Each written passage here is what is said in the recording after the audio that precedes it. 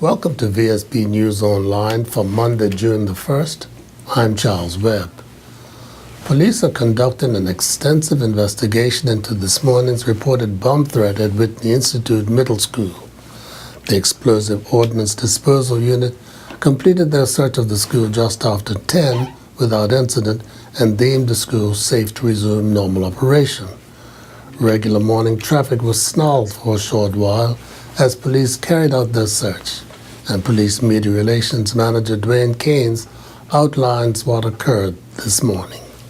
At about 8:04 this morning, first responders attended a report of a burglary that took place at Whitney Middle School. Upon police arrival, it was ascertained that a person made a threat at the school. As a result, the students were put in a safe area and all protocols were put into place.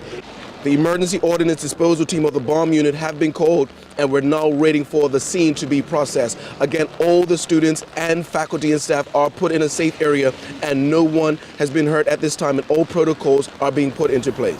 The controversial immigration reforms squeaked through Parliament on Friday night, but not before the chamber had witnessed one of its members reduced to tears by the partisan bickering that accompanied the debate. She was the OBA's Junior Minister of Education, Leah Scott, who delivered a plea for unity. People are scared. I understand the fear. I've been in a situation where I've seen the bellman come turn off my lights, where I borrow money from people and then I don't answer the phone because I can't afford to pay them back. And the fear is real. People don't have jobs. It's humiliating not to be able to pay your bills. It's humiliating not to be able to pay your rent or put...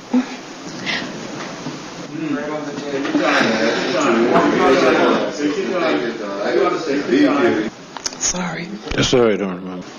You know, I can't imagine sending my child to school because I can't give them any food.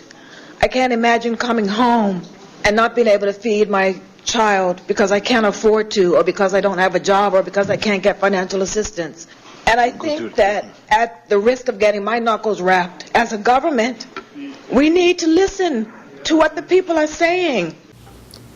Later in the session, Opposition Leader Mark Bean called on the government not to punish Ms. Scott for her outburst.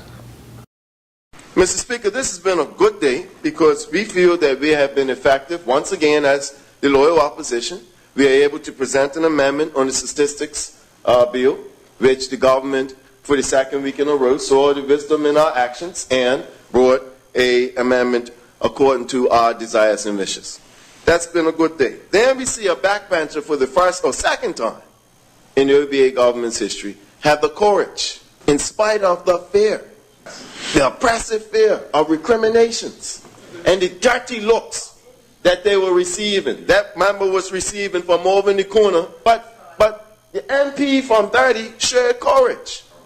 So I would hope that the MP from 30 does not face the recriminations for her telling her government enough's enough. That's the only person I've heard in the OBA actually stand on their feet and speak on behalf of the people she represents, because I know that's what they tell her. Message to their leader, the premier: enough's enough.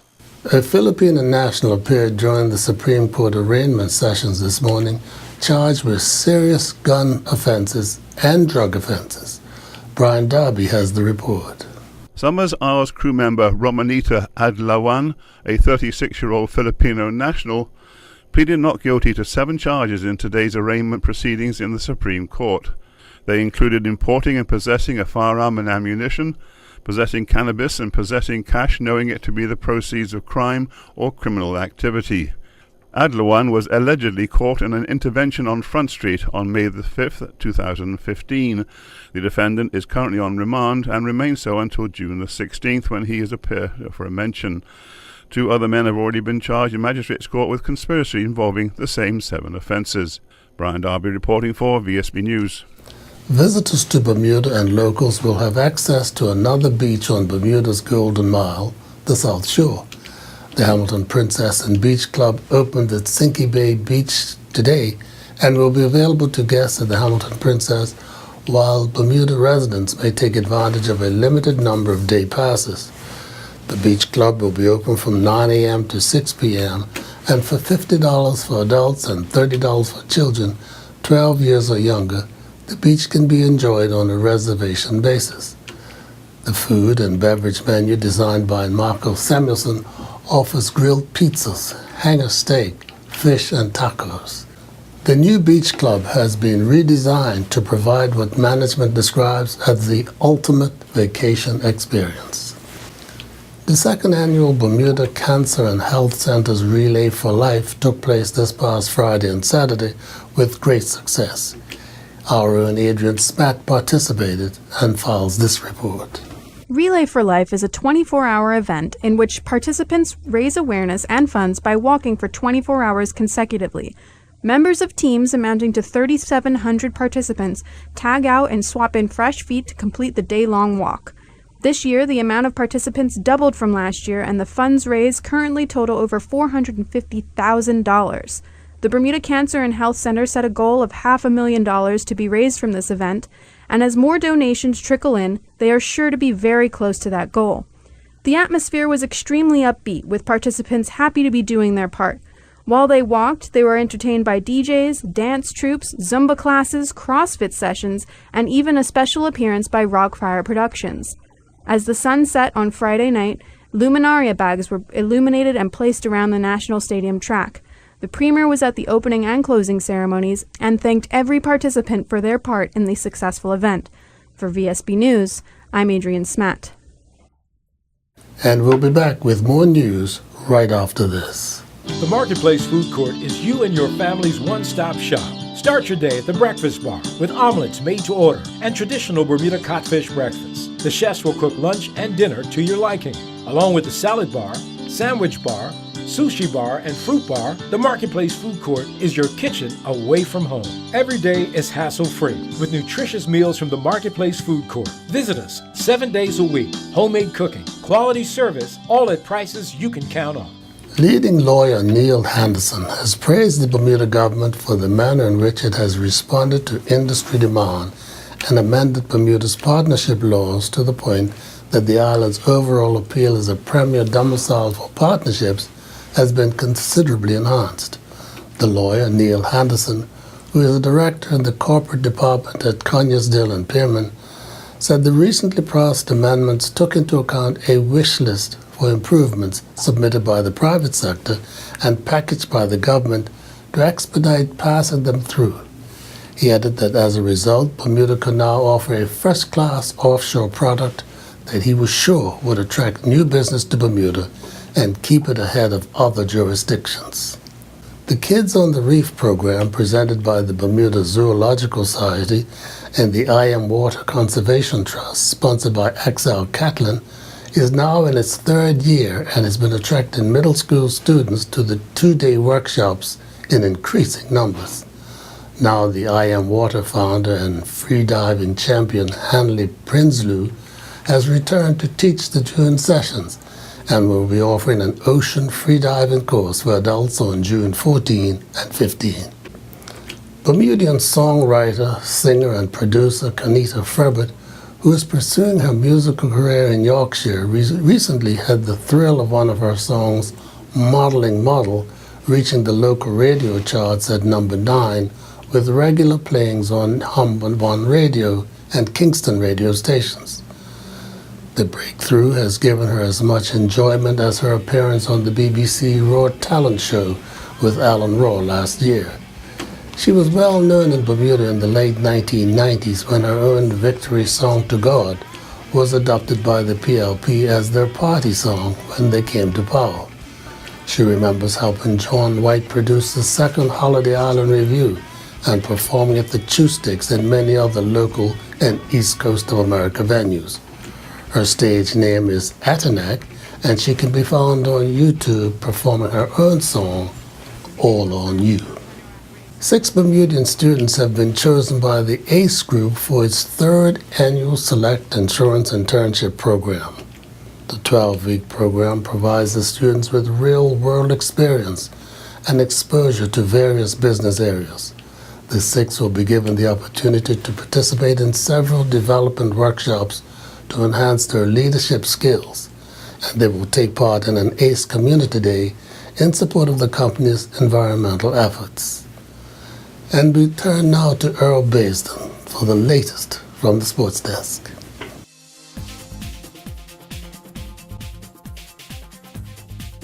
Bermuda Olympian Flora Duffy was on the island yesterday taking part in the Tokyo Triathlon. She was a member of the winning mixed team.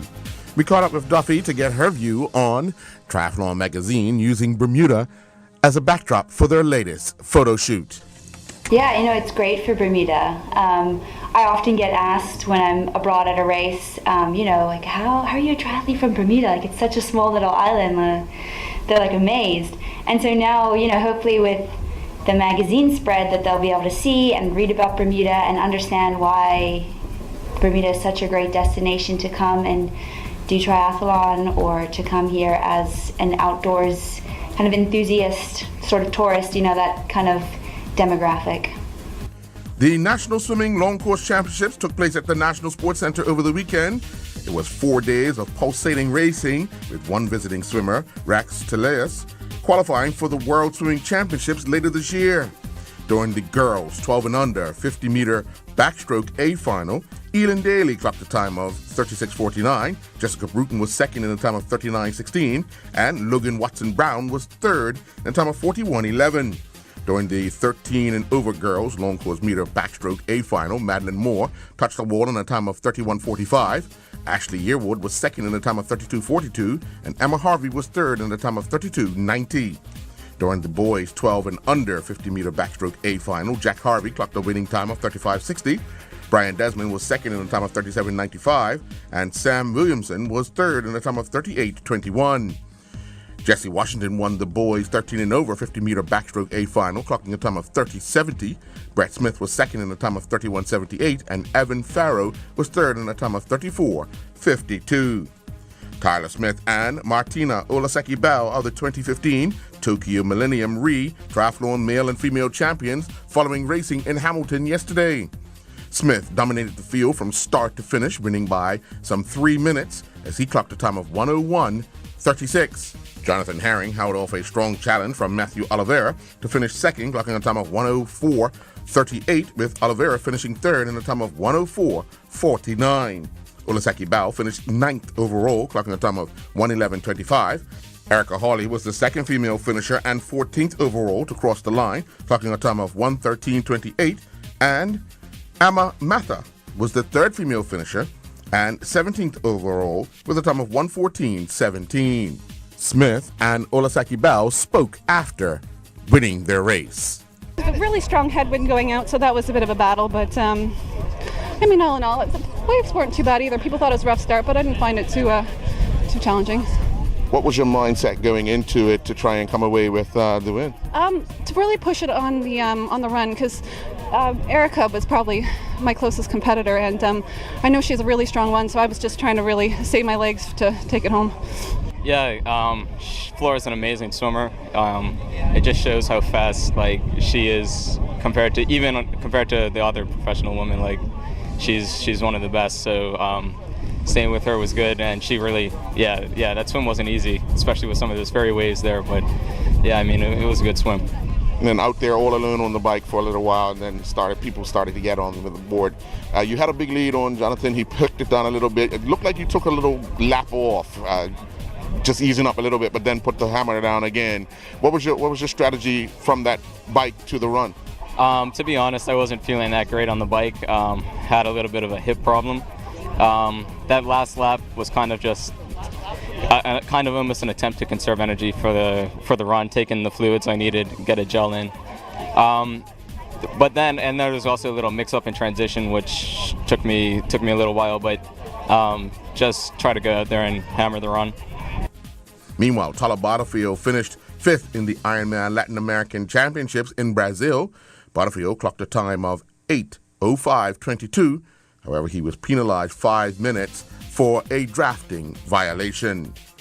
Turning to the Bermuda Cricket Board's 2020 Premier and First Division semifinals, on Saturday, Southampton Rangers advanced to the finals following a victory over Flats Victoria. At Lords and St. David's, Southampton Rangers booked their place in the final with a 71-run victory. Batting first, Southampton Rangers scored 175 for 4 in their allotted 20 overs. Dion Stovall was the top scorer with 102 not out, while Gennaro Tucker added 31. The pair put on a 83-run third-wicket partnership. Stovall was dropped in the 30s, went on to hit 18 fours and 1 6 in his 65-ball inning. Nelson Bascom was the pick of the Flats Victoria bowlers with figures of 4 overs, 1 maiden, 2 for 19. In reply, Flats Victoria were restricted to 104 for 7. Cofield Robinson was their top scorer with 34, while Reginald Baker added 27. Hassan Doran was the pick of the Southampton Rangers bowlers with 4 overs, no maidens, 4 for 28. Bailey's Bay advanced to the finals after defeating St. David's by 6 wickets. Scores: St. David's 127 for 6, Bailey's Bay 128 for 4. Western Stars advanced to the First Division final with a victory over Somerset Bridge. At the Wellington Oval, Western Stars scored 162 for 5 in their 20 overs. Mackay Young was the top scorer with 64, while Tamiko Wilson added 57. Donnie Charles led the Somerset Bridge bowling attack with figures of 4 overs, 2 for 17.